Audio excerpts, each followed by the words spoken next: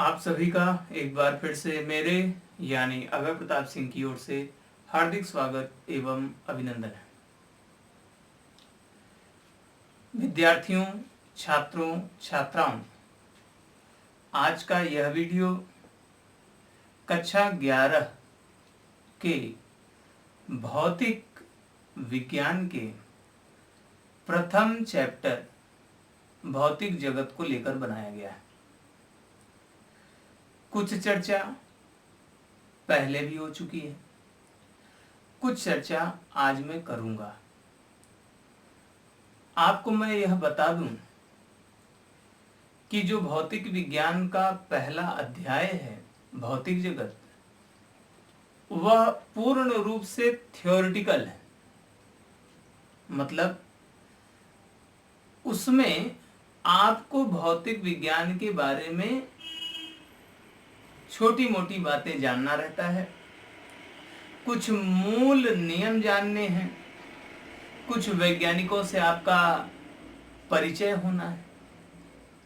कुल मिलाकर भौतिक जगत का जो चैप्टर बनाया गया है वह भौतिक विज्ञान के बारे में मूलभूत समझ विकसित हो जाए, इस धारणा से बनाया गया है। अभी तक जब तक आप कक्षा 10 में थे, शुरू से पढ़ते चले आ रहे हैं,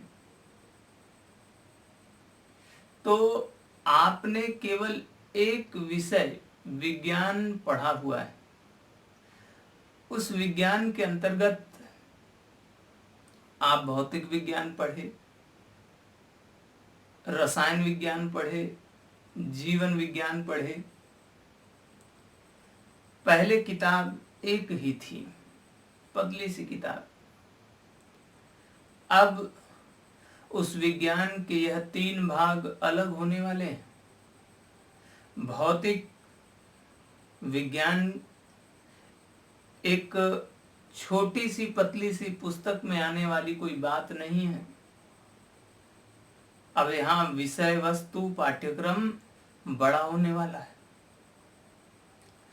विस्तृत होने वाला है,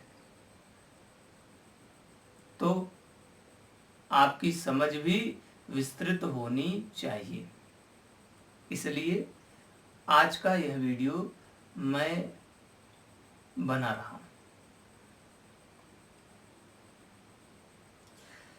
एक बात मैं आपको बताऊं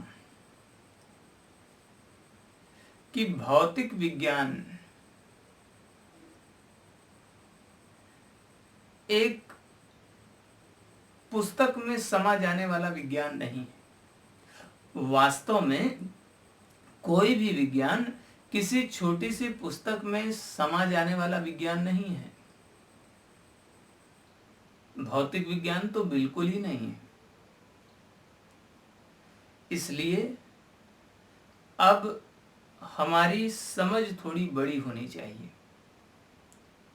हमारा दृष्टिकोण थोड़ा वैज्ञानिक होना चाहिए, हमारी समझ का स्तर थोड़ा ऊंचा होना चाहिए।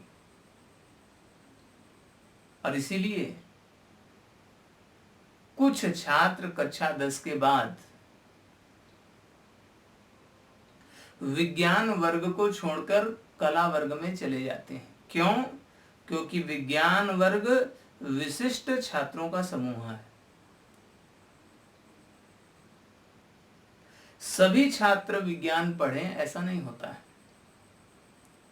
तो आप उनमें से कुछ विशिष्ट लोग हैं जो भौतिक विज्ञान को पढ़ने का मौका पाएंगे। ठीक है, चलिए मैं अब विषय वस्तु की ओर आता हूं। पिछले वीडियोज में मैंने 3 बातों पर चर्चा किया था। कौन कौन सी बातें थी? सबसे पहली बात थी भौतिक जगत पे। ध्यान से सुनिएगा, कोर्स यहां से शुरू है। पहली बात थी भौतिक जगत की, वहां पर चर्चा हुई थी, यहां पर परिभाषा के साथ में आगे बढ़ जाऊंगा। भौतिक जगत क्या है ना, इसकी परिभाषा वहां भी बताई थी, अभी ध्यान से सुनना है और इसको केवल अनुभूति करना है, इसकी परिभाषा को रटना नहीं है, समझना है। तो सबसे पहली बात भौतिक जगत की, तो इस संपूर्ण ब्रह्मांड में, ध्यान से सुनिए, इस संपूर्ण ब्रह्मांड में जो कुछ भी दृष्टिगोचर होता है अथवा जिसका अनुभव होता है, इस संपूर्ण ब्रह्मांड में जो कुछ भी दृष्टिगोचर होता है, जो कुछ भी दृष्टिगोचर होता है अथवा अनुभूत होता है, उसकी समष्टि को ही, समष्टि माने संयोग, उसकी समष्टि को ही भौतिक जगत कहते हैं, है ना।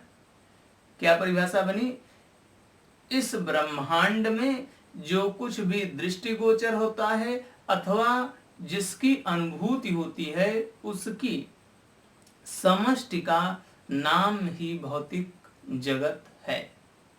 ठीक है। दूसरी परिभाषा, भौतिक जगत हो गया। दूसरी परिभाषा भौतिक विज्ञान की बताया था, फिर से बता रहा हूं। तो भौतिक विज्ञान क्या है,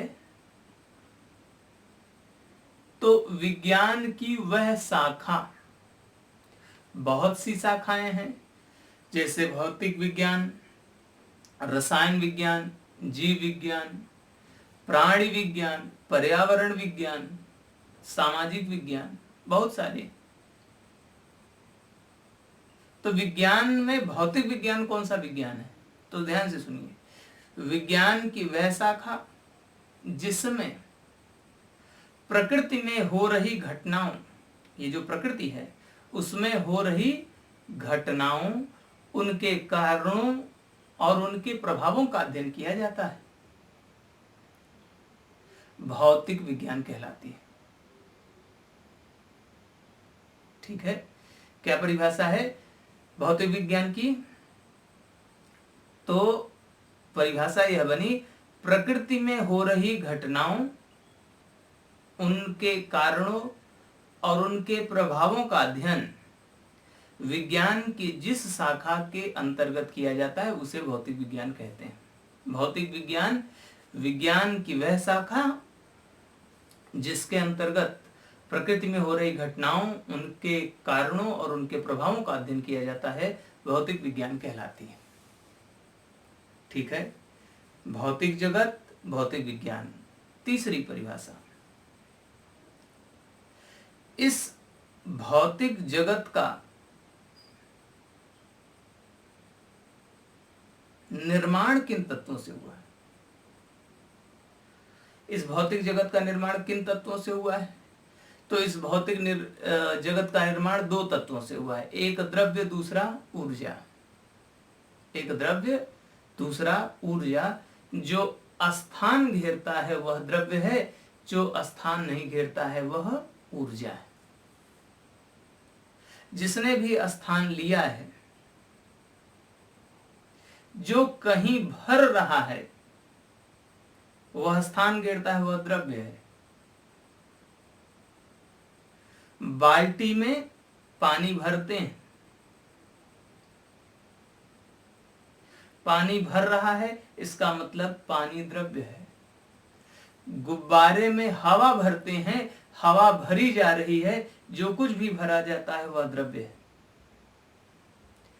बोरी में सीमेंट, बालू, गेहूं भरा जाता है, ये सब द्रव्य हैं। जो भरा जाए वो द्रव्य है, जो भरता है वह द्रव्य है, जो भरता नहीं, जिसकी केवल अनुभूति होती है वह ऊर्जा है। प्रकाश को किसने देखा,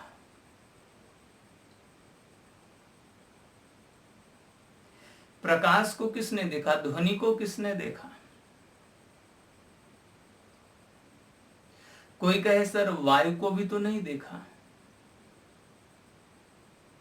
लेकिन वायु भरी जाती कि नहीं भरी जाती है?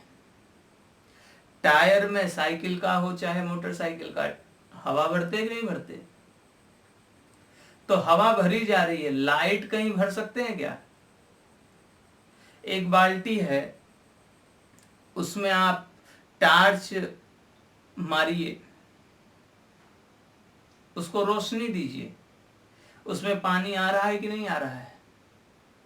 अगर प्रकाश ने स्थान लिया होता, प्रकाश भरा होता, ध्वनि भरी होती, तो उसमें पानी ना आता।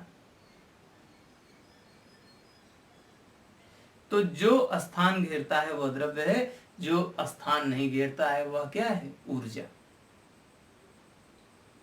3 बातें हो गई, भौतिक जगत, भौतिक विज्ञान, भौतिक जगत के तत्व, 2 तत्व, द्रव्य और ऊर्जा। जो स्थान घेरे वह द्रव्य, जो स्थान नहीं घेरता है वह क्या कहलाता है? ऊर्जा। आइंस्टीन ने कहा था कि द्रव्य और ऊर्जा 2 अलग अलग चीजें नहीं है, एक ही सिक्के के 2 पहलू हैं। ठीक है, मतलब द्रव्यमान को ऊर्जा में और ऊर्जा को द्रव्यमान में बदल सकते हैं। आइंस्टीन ने एक नियम दिया था, द्रव्यमान ऊर्जा नियम। उन्होंने क्या कहा? उन्होंने कहा कि द्रव्यमान को ऊर्जा में बदल सकते हैं और ऊर्जा को द्रव्यमान में बदल सकते हैं। यही कहलाता है द्रव्यमान ऊर्जा तुल्यता संबंध। द्रव्यमान और ऊर्जा 2 अलग अलग चीजें नहीं है, एक ही चीज के, एक ही वस्तु के 2 हिस्से हैं, 2 पहलू हैं। तो द्रव्यमान को ऊर्जा में तथा ऊर्जा को द्रव्यमान में बदला जा सकता है। उन्होंने इस बात को एक समीकरण से व्यक्त किया था। समीकरण मैं आपको बता देता हूं, आप जानते हैं। समीकरण क्या था? समीकरण था E बराबर mc²। सुना होगा, कक्षा 10 में सुना हो, शायद पहले भी सुना हो। क्या सूत्र बताया? E बराबर mc²। E एनर्जी, m क्या है? मास माने द्रव्यमान, c क्या है? प्रकाश का वेग। निर्वात में प्रकाश की चाल कितनी होती है? 3 × 10⁸ मीटर प्रति सेकेंड। ठीक है ना? तो क्या समीकरण बना? E बराबर mc²। चूंकि यह समीकरण है, इसका एक विशेष नाम है, इसको कहते हैं द्रव्यमान ऊर्जा समीकरण। 3 बातें ध्यान रखिएगा। द्रव्यमान ऊर्जा समीकरण क्या है? E बराबर mc²। इसमें 3 चीजें हैं, कौन कौन सी? E एनर्जी, m मास